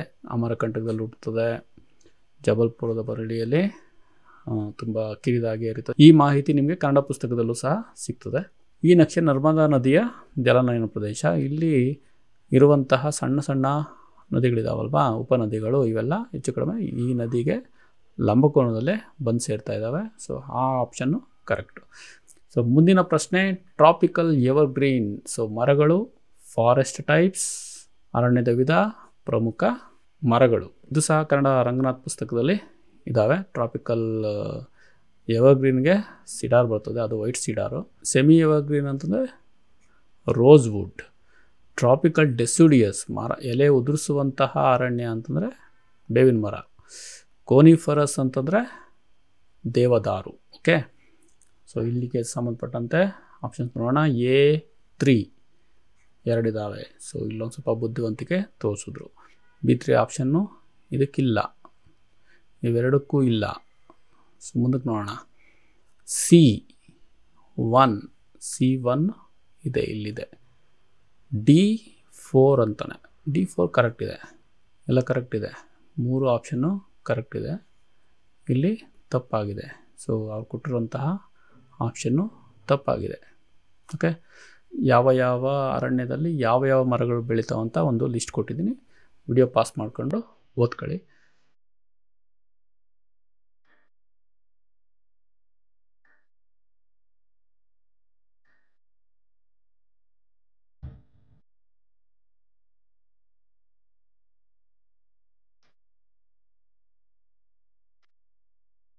ಪ್ರಶ್ನೆಗೆ ಹೋಗೋಣ. Identify the correct statements. ಈ ಕೆಳಗಿನ ಹೇಳಿಕೆಗಳಲ್ಲಿ ಯಾವುದು ಸರಿ? India is divided into 10 biogeographical zones and 36 biotic provinces. Biogeographical sources ಅಂತಂದರೆ ಜೀವ ಭೌಗೋಳಿಕ ಪ್ರದೇಶಗಳು. ಸೊ 10, ಇದು ನೀವು EVS ಅಲ್ಲಿ ಡಿಗ್ರಿ ಓದಬೇಕಾದ್ರೆ EVS ಅಲ್ಲಿ ಓದಿರ್ತೀರ 10 ಬಯೋಜಿಯೋಗ್ರಫಿಕಲ್ ಝೋನ್ಸು. 36 ಇಲ್ಲ, ಇದು ತಪ್ಪು. ಓಕೆ, 27 ಇದ್ದಾವೆ. ಓಕೆ, ಮುಂದೆ ಅದನ್ನು ನೋಡೋಣ. So in terms of area, Sundarban biosphere reserve has maximum area. So ಸುಂದರ್ಬನ್ನು ಮ್ಯಾಕ್ಸಿಮಮ್ ಏರಿಯಾ ಇಲ್ಲ. ಅತ್ಯಂತ ಹೆಚ್ಚು ವಿಸ್ತಾರವಾದಂತಹ ಜೈವಿಕ ಸಂರಕ್ಷಣಾ ವಲಯ ನಮ್ಮದು ಯಾವುದಪ್ಪ ಅಂತಂದರೆ Rann of Kutch. So great pied hornbill and slender loris are important fauna found in Agasthyamalai biosphere reserve. ತಪ್ಪಿದು. ಸೊ ಸ್ಲೆಂಡರ್ ಲೋರಿಸ್ ಅಂದರೆ ಕಾಡು ಪಾಪ ಅಲ್ಲಿ ಸಿಗಲ್ಲ. Shape of back portion of Indian elephant is convex ಅಂತಂದರೆ ಹಿಂಗೆ. ಓಕೆ, ಕಾನ್ಕೇವ್ ಅಂತಂದರೆ ಹಿಂಗೆ ಕೇವ್ ಆಗಿರೋದು ಅಂತ, ಅಂದರೆ ಗುಹೆಯ ಕೇವ್ ಅಂದರೆ ಗುಹೆ ಅಲ್ವಾ. ಸೊ ಈ ಆಕಾರ ಕೇವ್ ಆಗಿರೋದು. ಆಫ್ರಿಕಾದ ಆನೆಗಳ ಬೆನ್ನಿನ ಭಾಗ ಈ ರೀತಿ ಇದೆ, ಒಳಬಾಗಿದೆ.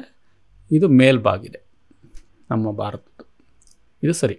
ಓಕೆ, ಸೊ ಎಷ್ಟು ಸ್ಟೇಟ್ಮೆಂಟ್ಸ್ ಸರಿ ಆಯಿತು? ಇದು ಸರಿ ಆಯಿತು, ಇದು ತಪ್ಪಾಯಿತು, ಇದು ತಪ್ಪಾಯಿತು. ಸೊ 3 ಸ್ಟೇಟ್ಮೆಂಟು ತಪ್ಪು, ಒಂದೇ ಒಂದು ಸರಿ. So only 1 statement is correct. ಇಲ್ಲಿ ಲಾಸ್ಟು UPSC ಎಕ್ಸಾಮಿಂದ ಈ ರೀತಿಯ ಪ್ರಶ್ನೆಗಳನ್ನ ಕೇಳಲಿಕ್ಕೆ ಶುರು ಮಾಡಿದ್ದಾರೆ. ಸೊ ಇದರಲ್ಲಿ ಯಾವುದು ಕರೆಕ್ಟು ಅಂತಲ್ಲ, ಎಷ್ಟು ಕರೆಕ್ಟು ಅಂತ. ಸೊ ಇದರಲ್ಲಿ ನೀವು ಇದು ತಪ್ಪು ಅಂದ್ಕೊಂಡು ಇದು ಯಾವುದೋ ಸರಿ ಅಂತ ಅಂದ್ಕೊಂಡು 1 ಅಂತ ಹಾಕಿದ್ರೂ ಅದು ಸರಿನೇ ಆಗ್ಬಿಡ್ತದೆ ಅಲ್ವಾ. ಇಲ್ಲಿ IISc ಅವರ ಒಂದು ವೆಬ್ಸೈಟಲ್ಲಿ ಇದೆ 10 ಜೀವ ಭೌಗೋಳಿಕ ಪ್ರದೇಶಗಳು, 27 ಅದರ ಉಪಪ್ರದೇಶಗಳು. ಓಕೆ, ಸೊ ನೆಕ್ಸ್ಟ್ ಇದು ಆನೆಗೆ ಸಂಬಂಧಪಟ್ಟಂತೆ. ಇದು ಆಫ್ರಿಕಾದ ಆನೆ. ಆಫ್ರಿಕಾದ ಆನೆಗಳ ಕಿವಿ ದಪ್ಪ ಇರ್ತದೆ, ನಮ್ಮ ಆನೆಗಳ ಕಿವಿ ಸಣ್ಣ ಇರ್ತದೆ. ನಮ್ಮ ಆನೆಗಳಿಗೆ ದಂತ ಬರೀ ಗಂಡದಕ್ಕೆ ಮಾತ್ರ ಇರ್ತದೆ, ಅದಕ್ಕೆ ಗಂಡು ಮತ್ತು ಹೆಣ್ಣು ಎರಡಕ್ಕೂ ಇರ್ತವೆ. ಅದರ ಬೆನ್ನಿನ ಭಾಗ ಕಾನ್ಕೇವ್ ಆಗಿರ್ತದೆ, ಅಂದರೆ ಒಳಭಾಗಿರ್ತದೆ, ಇದು ಹೊರಭಾಗಿರ್ತದೆ.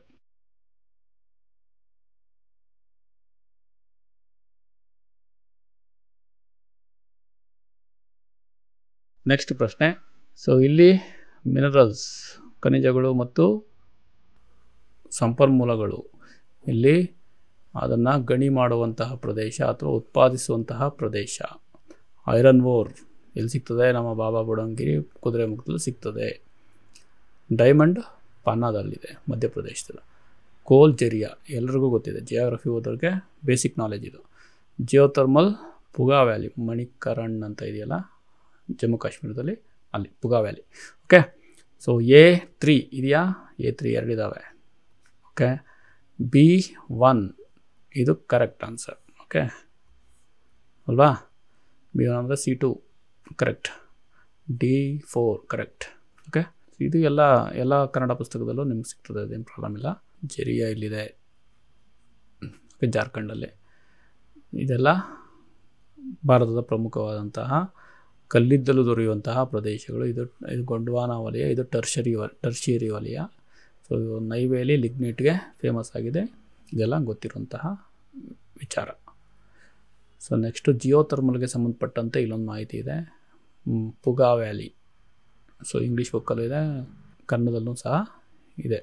ವಜ್ರಗಳಿಗೆ ಸಂಬಂಧಪಟ್ಟಂತೆ central Indian track of Madhya Pradesh comprising Panna belt. Panna ಅಂದ ತಕ್ಷಣ ನಮಗೆ ಡೈಮಂಡ್ ಅಂತ ಅಂದ್ಕೊಬಿಡಕ್ಕೆ ನಾವು, ಅದೊಂದೇ ನಮಗೆ ಫೇಮಸ್ ಆಗಿರುವಂತಹ ವಜ್ರ ಸಿಗುವಂಥ ಪ್ರದೇಶ. ಕೆಳಗಿನ ಹೇಳಿಕೆಗಳಲ್ಲಿ ಯಾವುದು ತಪ್ಪು? Not correct. Okay, non metallic minerals are either inorganic or organic in nature ಅಲೋಹ ಖನಿಜಗಳು ಜೈವಿಕವಾಗಿರಬಹುದು ಅಥವಾ ಅಜೈವಿಕವಾಗಿರಬಹುದು. ಆಂಧ್ರ ಪ್ರದೇಶ ಯಥೇಚ್ಛವಾದಂತಹ ಮೊನಾಸೈಟ್ ಮತ್ತು ಥೋರಿಯಂ ನಿಕ್ಷೇಪಗಳನ್ನು ಹೊಂದಿದೆ ಅಂತ ನೋಡೋಣ, ಇದು ಸಿಗ್ತದೇನೋ. ಮೇಜರ್ ಮ್ಯಾಂಗನೀಸ್ ಮೈನ್ಸ್ ಗಣಿಗಳು ಎಲ್ಲಿ? ಒಡಿಸ್ಸಾದಲ್ಲಿ. ಇಲ್ಲಿದ್ದಾವೆ ಕೊರಾಪುಟ್, ಬೋನೈ, ಬೊಲಾಂಗಿರ್. ಕರೆಕ್ಟ್ ಇದು. Nellore district produces the best quality of mica. Let's see. So Andhra ಪ್ರದೇಶದಲ್ಲಿ ನೆಲ್ಲೂರಲ್ಲಿ ಇದೆ, 100 ಕಿಲೋಮೀಟರ್ ಲಾಂಗ್ ಇದೆ, 25 ಕಿಲೋಮೀಟರ್ ಅಗಲ ಇದೆ, ಆದರೆ ಲೈಟ್ ಕಲರ್ ಇದೆ, ಮತ್ತು ಇಟ್ ಈಸ್ ಜನರಲಿ ಸ್ಟೇನ್ಡ್ ಅಂತ ಅಂತಾರೆ, ಸ್ಪಾಟೆಡ್ ಅಂತ. ಸೊ ಬೆಸ್ಟ್ ಕ್ವಾಲಿಟಿ ಅಂತ ಆಗಲಿಲ್ಲ ಇದು ಅಲ್ವಾ. ಸೊ ಮೈಕಾ ಅಬ್ರಕದಲ್ಲಿ ಹಲವಾರು ವೆರೈಟಿ ಇದ್ದಾವೆ, ಅದರಲ್ಲಿ ಮಸ್ಕೋವೈಟು ಅತ್ಯಂತ ಉತ್ಕೃಷ್ಟ ದರ್ಜೆಯ ಮೈಕಾ. ಸೊ ಇಲ್ಲಿ ಸ್ಪಾಟೆಡ್ಡು ಮತ್ತು ಸ್ಟೇನ್ಡ್ ಅಂತಂತಾರೆ, ಅಂದರೆ ಕಲೆ ಇರುವಂಥದ್ದು ಅಂತ. ಸೊ ಹಾಗಾಗಿ ಅದು ಬೆಸ್ಟ್ ಕ್ವಾಲಿಟಿ ಅಂತ ಅಲ್ಲ. ಸೊ ನಾನ್ ಮೆಟಾಲಿಕ್ ಸಂಬಂಧಪಟ್ಟಂತೆ these minerals do not contain metal, ಅವು ಲೋಹಗಳನ್ನು ಹೊಂದಿರುವುದಿಲ್ಲ, ಅದಕ್ಕೋಸ್ಕರನೇ ಅವನ್ನ ಅಲೋಹಗಳು ಅಂತ ಕರಿತೀವಿ. So lime stone, nitrate, potash, dolomite, mica, gypsum ಇವು ಪ್ರಮುಖವಾದಂತಹ ಅಲೋಹ ಖನಿಜಗಳು. ಇದ್ರ ಜೊತೆಗೆ ಕೋಲ್ ಮತ್ತು ಪೆಟ್ರೋಲಿಯಂ, ಕಲ್ಲಿದ್ದಲು ಮತ್ತು ಪೆಟ್ರೋಲಿಯಂನು ಸಹ ನಾನ್ ಮೆಟಾಲಿಕ್ ಮಿನರಲ್ಸ್ ಅಂತ ಕರೀತಾರೆ. ಕೋಲು ಮತ್ತು ಪೆಟ್ರೋಲಿಯಮ್ಮು ಯಾವುದ್ರ ಮೂಲದ್ದು? ಜೈವಿಕ ಮೂಲದ್ದು. ಸೊ ಹಾಗಾಗಿ ಫಸ್ಟ್ ಆಪ್ಷನ್ ಕರೆಕ್ಟ್ ಅಲ್ವಾ. ಸೊ ಮೊನಾಸೈಟ್ ಖನಿಜ ಸಿಗ್ತದೆ, ಆಂಧ್ರ ಪ್ರದೇಶದಲ್ಲೂ ಸಿಗ್ತದೆ. ಕೋಸ್ಟಲ್ ಟ್ರ್ಯಾಕ್ಟ್ಸ್ ಆಫ್ ವಾಲ್ಟೈರ್, ಭೀಮ್ಲಿ ಪಟ್ನಮ್, ನರಸೀಪಟ್ನಮ್ ಅಂತೆಲ್ಲ ಇದೆ, ಇಲ್ಲಿ ಸಿಗ್ತದೆ ಆಯಿತಾ. ಥೋರಿಯಮ್ಮು ಇದೆ, ಆಂಧ್ರ ಪ್ರದೇಶದಲ್ಲಿ ಥೋರಿಯಂ ಇದೆ, ಆದರೆ ಅತಿ ಹೆಚ್ಚು ಮೊನಾಸೈಟ್ ಸಿಗ್ತಾ ಇರೋದಲ್ಲಿ ಕೇರಳದ ಬೀಚಲ್ಲಿ ಅಲ್ವಾ. ಸೊ ಇಲ್ಲಿ ವರ್ಕಬಲ್ ಅಲ್ಲ ಅಂತ ಹೇಳ್ತಾರೆ ನೋಡಿ, thorium but these deposits are seldom workable, ಅಂದರೆ ಅದನ್ನು ತೆಗಿಲಿಕ್ಕಾಗ್ತಿಲ್ಲ. ರಿಚ್ ಇದೆಯಾ ಅಂತ ಗೊತ್ತಿಲ್ಲ ನಮಗೆ. ಓಕೆ, ಸೊ ಆಪ್ಷನ್ಸ್ ನೋಡೋಣ. Inorganic nature correct, Andhra Pradesh. So major ಇದು ಕರೆಕ್ಟು ಹೇಳಿಲ್ಲ. So Nellore produces best quality of mica, ಇಲ್ಲಿ ಅತಿ ಹೆಚ್ಚು ಉತ್ಪಾದಿಸ್ತಿದೆ, ಅದಕ್ಕೋಸ್ಕರ ಅದನ್ನು ಬೆಸ್ಟ್ ಅಂತಲೇ ಅನ್ಕೊಬೇಡೋಣ ನಾವು. ಸೊ ಹಂಗಾಗಿ ಇದು ತಪ್ಪು. ಮೊನಾಸೈಟ್ ಇರೋದು ಕೇರಳದಲ್ಲಿ. ಇಲ್ಲಿ ನೋಡಿ, ನಾವೇ ತಪ್ಪನ್ನು ಸರಿ ಅಂತ ಮಾಡ್ಕೋಬೇಕಾಗಿ ಬಂತು, ಅವ್ರು ಕೊಟ್ಟಿರುವಂಥ ಆಪ್ಷನ್ಗೆ ತಕ್ಕಂತೆ. ಯಾವ ಪುಸ್ತಕದಲ್ಲಿರುವಂಥ ಮಾಹಿತಿ ನಿಂಗೆ ಕೊಟ್ಬಿಟ್ರೆ ಇದೇ ಸಮಸ್ಯೆ ಆಗೋದು. ಮ್ಯಾಂಗ್ನೀಸ್ ಖನಿಜ ಒಡಿಸ್ಸಾದ ಯಾವ ರಾಜ್ಯ ಭಾಗದಲ್ಲಿ ಸಿಗ್ತದೆ ಅಂತ. ಸೊ ಇಲ್ಲಿ ನೋಡಿ, ಕಿಯೋಂಜಾ, ಸುಂದರ್ಗಢ್, ಕೊರಾಪುಟ್, ಕಾಲ್ಹಂದಿ, ಬೋಲಾಂಗಿರಿ ಡಿಸ್ಟ್ರಿಕ್ಟ್. ಬೋಲಾಂಗಿರಿ ಇದೆ, ಸುಂದರ್ಗಢ್ ಇದೆ, ಕಿಯೋಂಜಾ ಇದೆ. ಇಲ್ಲಿ ಬೊನಾಯ್ ಇದೆ, ಬೊನಾಯ್ ಎಲ್ಲಿದೆ? ಒಡಿಸ್ಸಾದಲ್ಲೇ ಇದೆ. ಸೊ ಹಾಗಾಗಿ ಅದು ಕರೆಕ್ಟ್, ಆ ಸ್ಟೇಟ್ಮೆಂಟು ಕರೆಕ್ಟ್. ಇಷ್ಟೊತ್ತು ನೋಡಿದಂತಹ ವಿಷಯಗಳ ಜೊತೆಗೆ ಇನ್ನು ಯಾವ ವಿಷಯಗಳಲ್ಲಿ ಪ್ರಶ್ನೆಗಳನ್ನು ಕೇಳ್ಬೋದು ಅನ್ನೋದನ್ನು ನೋಡೋಣ. ಮೊದಲನೇದಾಗಿ ನಾವು ಭಾರತದ ಎಲ್ಲ ಭೂಸ್ವರೂಪಗಳನ್ನು ಇಲ್ಲಿ ಕವರ್ ಮಾಡಿಲ್ಲ.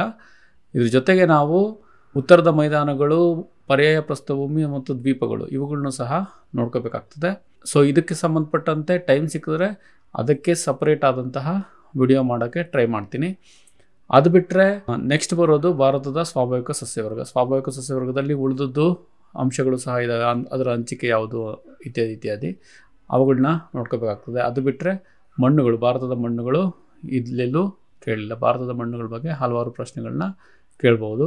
ಅದು ಬಿಟ್ಟರೆ ಭಾರತದ ವಾಯುಗುಣದಲ್ಲಿ NCERT ಪುಸ್ತಕದಿಂದ ಕ್ವಶನ್ ರೆಡಿ ಮಾಡ್ಬೋದು, ಅಥವಾ ಬೇರೆ ಯಾವುದಾದ್ರೂ ಪುಸ್ತಕದಿಂದ ರೆಡಿ ಮಾಡ್ಬೋದು. ಅದರಲ್ಲೂ ಮುಖ್ಯವಾಗಿ ಭಾರತದ ಮಾನ್ಸೂನ್ ವ್ಯವಸ್ಥೆ, ಭಾರತದ ಮಾನ್ಸೂನ್ ಹೇಗೆ ನಿರ್ಮಾಣ ಆಗ್ತದೆ ಅನ್ನೋದು, ಭಾರತದ ಪ್ರಮುಖ ಋತುಮಾನಗಳು ಯಾವುವು, ಇವನ್ನೆಲ್ಲ ಅಳವಡಿಸಬೇಕಾಗ್ತದೆ. ಅದು ಬಿಟ್ಟರೆ ಮುಂದೆ ಬರೋದು ಭಾರತದ ನೀರಾವರಿ. ಭಾರತದ ನೀರಾವರಿಯಲ್ಲಿ ಡ್ಯಾಮ್ಗಳು, ಪ್ರಮುಖವಾದ ಜಲವಿದ್ಯುತ್ ಶಕ್ತಿ ಯೋಜನೆಗಳು, ಇದ್ರ ಬಗ್ಗೆ ಮಾಹಿತಿ ಬರ್ಬೋದು. ಸೊ ಅದು ಅಪ್ಡೇಟ್ ಆಗ್ತಾ ಇರ್ತದೆ, ಹೊಸದು ನಿರ್ಮಾಣ ಆಗ್ತಿರ್ತದೆ. ಈ ಪುಸ್ತಕಗಳು ಹಳೇದಾಗ್ಬಿಡ್ತವೆ. ಸೊ ಅದಕ್ಕೋಸ್ಕರ ಏನು ಮಾಡಬೇಕು, ಆನ್ಲೈನಲ್ಲಿ ನೀವು ಸರ್ಚ್ ಮಾಡಿಕೊಂಡು ಇತ್ತೀಚಿನ ಜಲ ವಿದ್ಯುತ್ ಶಕ್ತಿ ಯೋಜನೆಗಳು, ವಿವಿಧೋದ್ದೇಶ ಯೋಜನೆಗಳು ಇವನ್ನ ಅಧ್ಯಯನ ಮಾಡಬೇಕಾಗ್ತದೆ. ಅತ್ಯಂತ ಪ್ರಮುಖವಾಗಿ ಇಷ್ಟು ದಿನ ಕೇಳ್ಕೊಬರ್ತಾ ಇದೆ ಯಾವುದಪ್ಪ ಅಂತಂದರೆ ಭಾರತದ ಜನಸಂಖ್ಯೆ. ಆದರೆ ಭಾರತದ ಜನಸಂಖ್ಯೆನ ಈಗ ಕೇಳೋಕೆ ಹೋದರೆ ದತ್ತಾಂಶ ಎಲ್ಲ ತುಂಬ ಹಳೇದಾಗಿದೆ. ಇನ್ನೊಂದು ಸಾರಿ ಜನಗಣತಿ ಮಾಡಾದ್ಮೇಲೆ ಎಲ್ಲ ಪುಸ್ತಕಗಳು ಬಂದಾದ್ಮೇಲೆ ಆ ಪ್ರಶ್ನೆಗಳನ್ನ ಕೇಳಲಿಕ್ಕೆ ಸಾಧ್ಯ. ಅದುವರೆಗೂ ಆ ಪ್ರಶ್ನೆಗಳನ್ನು ಎಕ್ಸ್ಪೆಕ್ಟ್ ಮಾಡೋಕ್ಕೆ ಸಾಧ್ಯ ಇಲ್ಲ. ಅದು ಬಿಟ್ಟರೆ ಭಾರತದ ಕೃಷಿಯಲ್ಲಿ ಬೆಳೆಗಳು ಅತ್ಯಂತ ಮುಖ್ಯ ನಿಮ್ಗೆ ಗೊತ್ತಿದೆ, ಯಾವ ರಾಜ್ಯ ಅತ್ಯಂತ ಹೆಚ್ಚು ಉತ್ಪಾದನೆ ಮಾಡ್ತದೆ ಇತ್ಯಾದಿ ಇತ್ಯಾದಿ. ಅದು ಬಿಟ್ಟರೆ ಖನಿಜದಲ್ಲಿ ಬರೀ ಮ್ಯಾಂಗನೀಸು ಇತ್ಯಾದಿ ಮಾತ್ರ ನೋಡಿದ್ವಿ ನಾವು. ಅದು ಬಿಟ್ಟರೆ ಸುಮಾರು ಖನಿಜಗಳಿದ್ದಾವೆ. ಆ ಖನಿಜಗಳಲ್ಲಿ ಅತ್ಯಂತ ಹೆಚ್ಚು ಎಲ್ಲಿ ಸಿಗ್ತದೆ, ಅತ್ಯಂತ ಪ್ರಮುಖವಾದಂಥ ಗಣಿ ಯಾವುದು, ಎಷ್ಟು ಉತ್ಪಾದನೆ ಮಾಡ್ತಾ ಇದೆ, ಭಾರತ ಅತ್ಯಂತ ಹೆಚ್ಚು ಉತ್ಪಾದನೆ ಮಾಡುವಂತಹ ಖನಿಜಗಳು ಯಾವುವು, ಅತ್ಯಂತ ಪ್ರಮುಖವಾದಂತಹ ಖನಿಜಗಳು ಯಾವುವು ಇತ್ಯಾದಿ ನೀವು ನೋಡ್ಕೋಬೇಕಾಗ್ತದೆ. ಅದು ಬಿಟ್ಟರೆ ಮುಂದಕ್ಕೆ ಸಾರಿಗೆಯಲ್ಲಿ ಎಲ್ಲ ವಿಧದ ಸಾರಿಗೆ, ರಸ್ತೆ ಸಾರಿಗೆ ಇರ್ಬೋದು, ರೈಲು ಸಾರಿಗೆ ಇರ್ಬೋದು, ವಾಯು ಸಾರಿಗೆ ಇರ್ಬೋದು, ಇದಕ್ಕೆ ಸಂಬಂಧಪಟ್ಟಂತೆ ನೀವು ಮಾಹಿತಿಯನ್ನು ನೋಡ್ಕೋಬೇಕು. ಅದರಲ್ಲಿ ಹೆಚ್ಚಿನ ಮಾಹಿತಿ ಸಿಗ್ತಾ ಇರ್ತದೆ ಮತ್ತು ಅಪ್ಡೇಟ್ ಆಗ್ತಾ ಇರ್ತದೆ. ಹಲವಾರು ನಗರಗಳಲ್ಲಿ ಮೆಟ್ರೋಗಳಾಗ್ತಿದ್ದಾವೆ. ಪುಸ್ತಕದ ಹೊರತಾಗಿಯೂ ಸಹ ನೀವು ಹಲವಾರು ಮಾಹಿತಿಯನ್ನು ಕಲೆ ಹಾಕಬೇಕಾಗ್ತದೆ. ಅದರ ನಂತರ ಪ್ರಾಕೃತಿಕ ವಿಪತ್ತುಗಳು ಮತ್ತು ಪ್ರಕೋಪಗಳು. ಸೊ ಇದರಲ್ಲಿ ಈ ಬರಗಾಲ ಉಂಟಾಗುವಂತಹ ಪ್ರದೇಶ, ಬರಗಾಲದ ಡೆಫಿನಿಷನ್ ಏನು, ಭೂಕಂಪ ಉಂಟಾಗುವಂತಹ ಪ್ರದೇಶಗಳಾವು, ಭೂಕಂಪ ಯಾವಾಗ ಆಗಿದೆ, ಚಂಡಮಾರುತಗಳು ಇತ್ತೀಚೆಗೆ ಬಂದಿದ್ರೆ ಅದನ್ನು ನಾವು ಭೂಗೋಳಶಾಸ್ತ್ರದಲ್ಲ ಸೇರಿಸ್ಕೊಬಿಡ್ತೀವಿ, ಅದರ ಹೆಸರುಗಳು ಯಾವುವು. ಸೊ ಆದಷ್ಟು ನೀವು NCERTನ ಓದೋಕ್ಕೆ ಟ್ರೈ ಮಾಡಿ. NCERT ಕನ್ನಡ ವರ್ಷನ್ ಇದ್ದರೆ ಅದನ್ನು ಓದೋಕ್ಕೆ ಟ್ರೈ ಮಾಡಿ. ಕನ್ನಡದಲ್ಲಿರುವಂತಹ ಡಾಕ್ಟರ್ ರಂಗನಾಥ್ ಅವರ ಪುಸ್ತಕ ಒಂದು ಸ್ವಲ್ಪ ಡೀಟೇಲ್ ಆಗಿದೆ. RC ತಿವಾರಿ ಪುಸ್ತಕದಲ್ಲಿ ಏನೇನು ಕವರ್ ಆಗಿದೆಯೋ ಅದೆಲ್ಲ ರಂಗನಾಥ್ ಸರ್ ಪುಸ್ತಕದಲ್ಲಿ ಕವರ್ ಆಗಿದೆ. ಅದಕ್ಕೆ ಹೊರತಾಗಿ ನೀವು ಇಂಟರ್ನೆಟ್ನ ಸಹಾಯವನ್ನು ಪಡ್ಕೋಬೇಕಾಗ್ತದೆ. ಸೊ ಇದಿಷ್ಟು ಭಾರತದ ಭೂಗೋಳಶಾಸ್ತ್ರದ ಬಗ್ಗೆ. ಮುಂದಿನ ವಿಡಿಯೋದಲ್ಲಿ ಕರ್ನಾಟಕ ಭೂಗೋಳಶಾಸ್ತ್ರದ ಬಗ್ಗೆ ನೋಡೋಣ.